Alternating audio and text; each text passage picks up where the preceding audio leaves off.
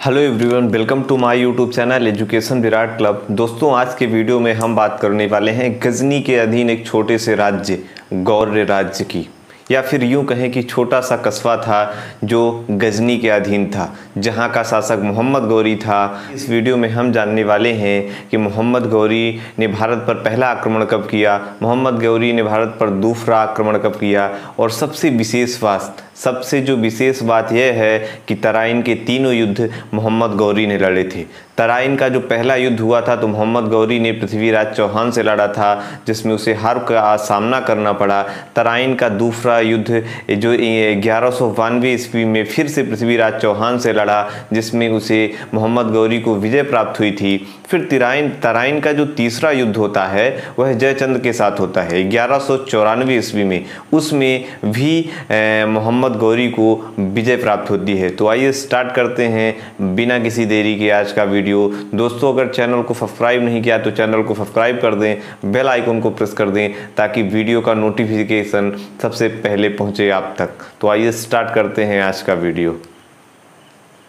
दोस्तों, गौर्य किसके अधीन राज्य था? जो सबसे मोहम्मद गौरी या फिर गौर राज्य की विशेष बात थी कि गौर्य किसके अधीन राज्य था। गौर्य किसके अधीन राज्य था?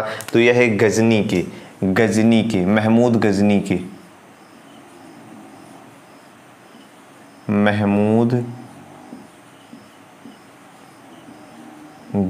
के अधीन, या यूं कहें कि गजनी के अधीन राज्य था। पहला जो हमारा मुख्य बिंदु है। दूसरा मुख्य बिंदु है कि शहाबुद्दीन मोहम्मद गौरी गद्दी पर कब बैठा। शहाबुद्दीन मोहम्मद गौरी 1173 ईस्वी में गद्दी में बैठा। 1173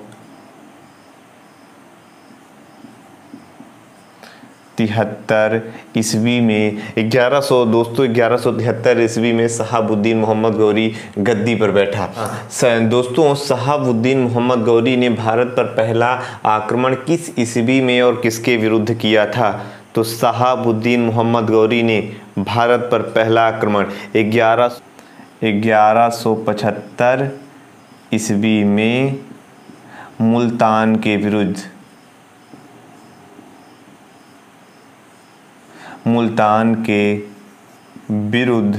पहला आक्रमण किया था। दोस्तों, शहाबुद्दीन मोहम्मद गौरी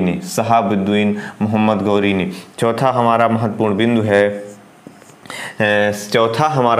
बिंदु है कि मोहम्मद गौरी ने भारत में दूसरा आक्रमण किस ईस्वी में और किसके विरुद्ध किया था? तो दूसरा आक्रमण 3 साल बाद, यानी 1175 में पहला आक्रमण और इसके 3 साल बाद 1178 ईस्वी में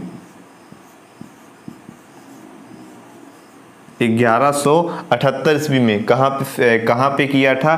पटना में, जो आज गुजरात में स्थित है।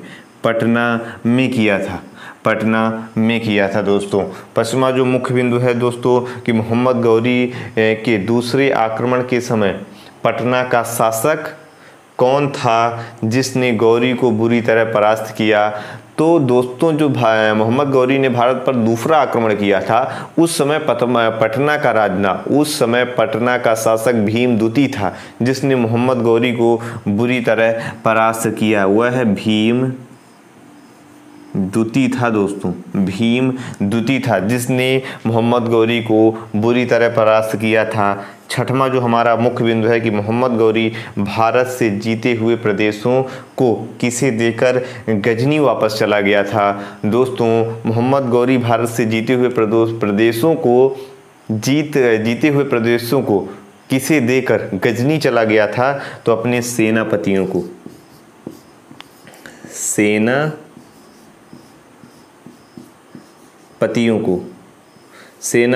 को देकर दोस्तों गजनी चला गया था। की सबसे विशेष बात थी कि वह तराइन में प्रथम युद्ध, तराइन का दूसरा युद्ध और चंदावर का। यह चंदावर भी तराइन के ही समीप था, जिसमें जयचंद्र के साथ मोहम्मद गौरी की टक्कर हुई थी। तो अब जो हमारा अगला महत्वपूर्ण बिंदु है कि हम जानेंगे कि मोहम्मद जो गौरी था उसने तराइन का प्रथम युद्ध कब लड़ा था, किस वर्ष में लड़ा था? वह लड़ा था 1191 ईस्वी में। मोहम्मद गौरी ने तराइन का जो पहला युद्ध लड़ा था 1191 ईस्वी में किस किस के बीच हुआ था? गौरी और चौहान, पृथ्वीराज चौहान, गौरी और प्लस पृथ्वीराज चौहान के विरुद्ध, पृथ्वीराज चौहान के विरुद्ध। और दोस्तों जो तराइन का पहला यह युद्ध था, इसमें पृथ्वीराज विजयी हुए थे। पृथ्वीराज चौहान विजय पृथ्वीराज चौहान को मिली थी।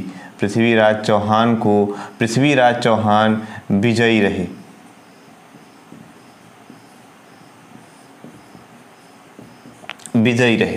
दूसरा जो तराइन का युद्ध था दोस्तों, यह युद्ध था, यह 1192 में जस्ट एक साल बाद ही लड़ा गया था। यह भी गौरी और पृथ्वीराज चौहान के बीच हुआ था। गौरी प्लस पृथ्वीराज चौहान के बीच लड़ा गया था और इसमें इसकी जो विजय प्राप्त हुई थी, इसमें जो विजय गौरी को प्राप्त हुई थी। मोहम्मद गौरी विजयी रहा दोस्तों। तीसरा जो चंदावर का युद्ध, यह भी तराइन के समीप है। यह 1194 ईस्वी में लड़ा गया। 1194 ईस्वी में तराइन का, या फिर ऐसे चंदावर भी कहते हैं, बुक्स में हमें चंदावर और तराइन भी के समीप चंदावर का युद्ध मिलता है। यह 1194 ईस्वी में लड़ा गया था। यह गौरी प्लस जयचंद के बीच, गौरी प्लस जयचंद के बीच लड़ा गया था।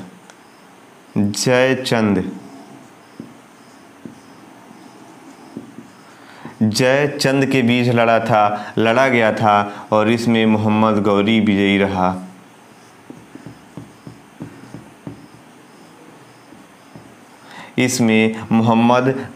विजयी रहा। दोस्तों। अब 8वां जो हमारा महत्वपूर्ण बिंदु है कि तराइन के युद्ध के समय पृथ्वीराज चौहान का सेनापति कौन था दोस्तों?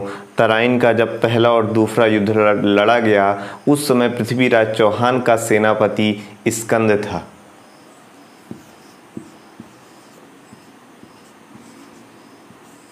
पृथ्वीराज चौहान का सेनापति स्कंद था दोस्तों।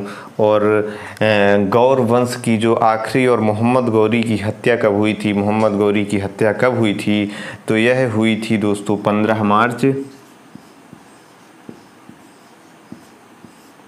1206 ईस्वी में।